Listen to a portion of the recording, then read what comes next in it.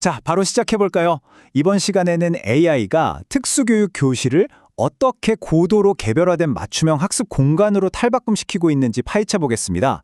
단순히 미래 청사진을 그리는 게 아니라요. 실제 초등 국어와 수학 시간에 AI와 디지털 교육 자료가 어떻게 도입되어서 완전히 새로운 교수학습 모델을 만들어내고 있는지 그 생생한 현장 속으로 들어가 보시죠. 여러분, 한번 상상해 보세요. 교실에 있는 모든 학생이 글을 읽는 방식, 정보를 받아들이는 방식, 심지어 의사소통하는 방식까지 완전히 다르다면 어떨까요? 어떤 친구는 눈으로 봐야 이해가 빠르고 어떤 친구는 직접 만지고 움직여야 직성이 풀리거든요. 정말 쉽지 않은 문제죠.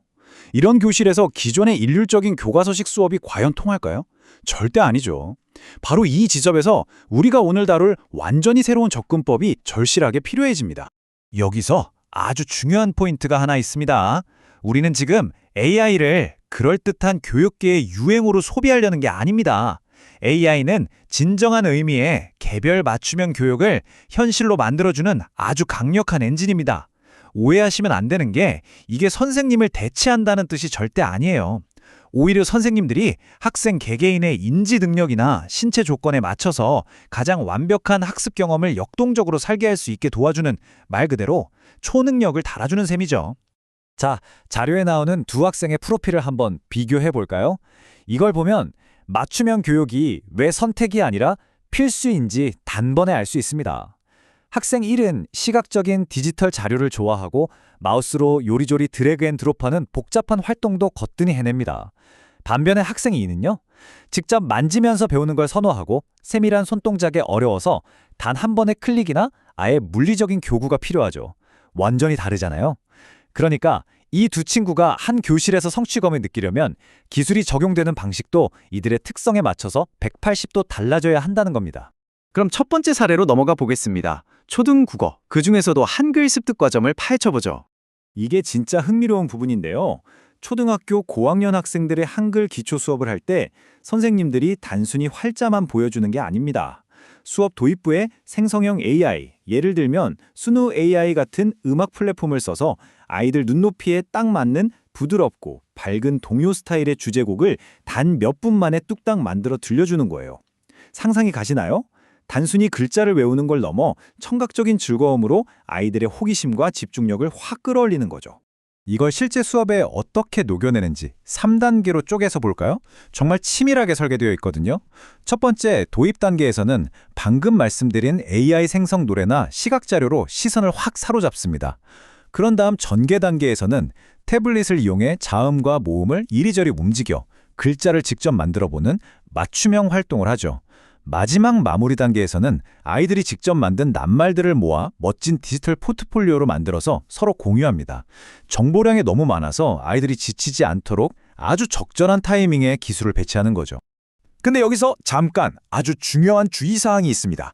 우리에겐 1초도 안 걸리는 무의식적인 마우스 조작이나 드래그 앤 드롭이 소근육 발달이 더딘 어떤 아이들에게는 넘기 힘든 거대한 장벽이 될 수도 있거든요. 이럴 때는 인터페이스 자체가 아주 유연하게 바뀌어야 합니다. 복잡한 화면은 싹 치우고 텍스트를 큼지막하게 키우거나 터치 한 번으로 조작되게끔 바꿔주는 거죠. 아예 커다란 전자칠판 앞에서 몸을 큼직큼직하게 움직이면서 수업에 참여하게 하는 것도 정말 훌륭한 대안입니다. 자, 이제 두 번째 사례, 초등 수학으로 넘어가 보겠습니다. 핵심은 수와 연산의 시각화입니다. 수학, 이름만 들어도 벌써 머리 아프지 않나요? 추상적인 개념 투성이라 특수교육 현장에서는 이걸 눈으로 직접 보여주는 게 생명입니다. 여기서 주니버스쿨 같은 앱들이 정말 요긴하게 쓰이는데요. 원래는 미취학 아동용으로 나왔지만 구성이 워낙 직관적이라 특수교육 학생들의 수 감각을 기르는데 찰떡입니다. 지루한 흑백 숫자 대신 귀여운 캐릭터들과 상호작용하니까 아이들이 모으기나 가르기 같은 수학 개념을 거부감 없이 마치 재미있는 게임처럼 받아들이게 되는 거죠. 게다가 선생님들을 위한 진짜 구원 투수도 있습니다. 패들렛 TA 같은 교사용 AI 어시스턴트를 쓰면 우리 반 아이들의 수준에 완벽하게 맞춰진 퀴즈나 시각 보조 자료를 순식간에 만들어낼 수 있어요. 사과 3개 더하기 2개 같은 쉬운 문제나 그림 맞추기 워크시트를 단 몇 초 만에 생성해서 바로 링크로 써주는 거죠. 선생님들의 수업 준비 부담은 확 줄어들고 아이들이 받는 자료의 퀄리티는 최고 수준으로 유지되는 그야말로 일석이조의 효과입니다. 수학 시간도 3단계로 깔끔하게 정리해 볼까요? 핵심은 추상적인 숫자를 만질 수 있고 눈에 보이는 경험으로 바꾸는 겁니다. 1단계는 과일이나 장난감 그림으로 실생활에서 물건이 늘어나고 줄어드는 상황을 시각적으로 보여줍니다.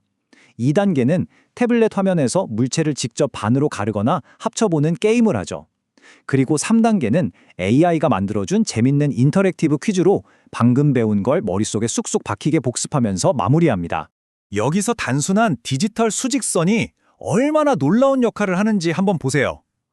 1 더하기 3은 4라고 그냥 칠판에 적고 외우라고 하는 게 아닙니다. 아이들은 태블릿에서 기준점으로부터 숫자만큼 폴짝폴짝 앞으로 뛰어가는 걸 시각적으로 직접 확연하게 됩니다. 머릿속으로만 계산하는 게 아니라 숫자가 커지고 작아지는 물리적인 움직임을 눈앞에서 직접 보면서 직관적으로 수의 개념을 깨우치는 거죠. 이게 정말 엄청난 차이로 만들거든요.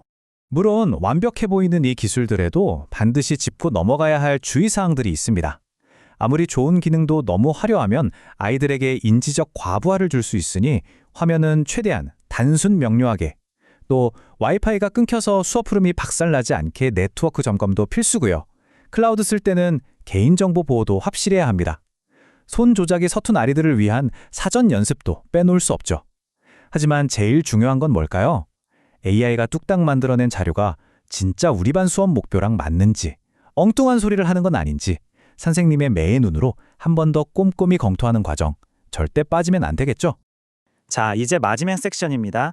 기술 그 너머의 의미, 포용적 교실 만들기에 대해 이야기해 보겠습니다. 결국 이 모든 과정은 따뜻한 사람의 온기를 차가운 기계로 대체하려는 게 절대 아닙니다. 오히려 정반대죠. 반복적이고 기계적인 수준 맞춤 작업은 AI에게 쿨하게 넘겨버리고 선생님은 우리 아이들 한 명 한 명의 눈빛과 감정에 훨씬 더 깊이 교감할 수 있게 되는 겁니다. 자, 마지막으로 이런 질문을 하나 던져보고 싶네요. 만약 AI가 이렇게 특수교육 현장에 가장 까다롭고 고유한 학습 요구조차 완벽하게 품어낼 수 있다면 이 놀라운 혁신이 결국 우리 모두의 교육, 그 근본적인 패러다임을 어떻게 바꿔놓게 될까요? 그 흥미진진한 변화를 계속해서 함께 지켜봐 주시기 바랍니다. 이번 해설은 여기까지입니다.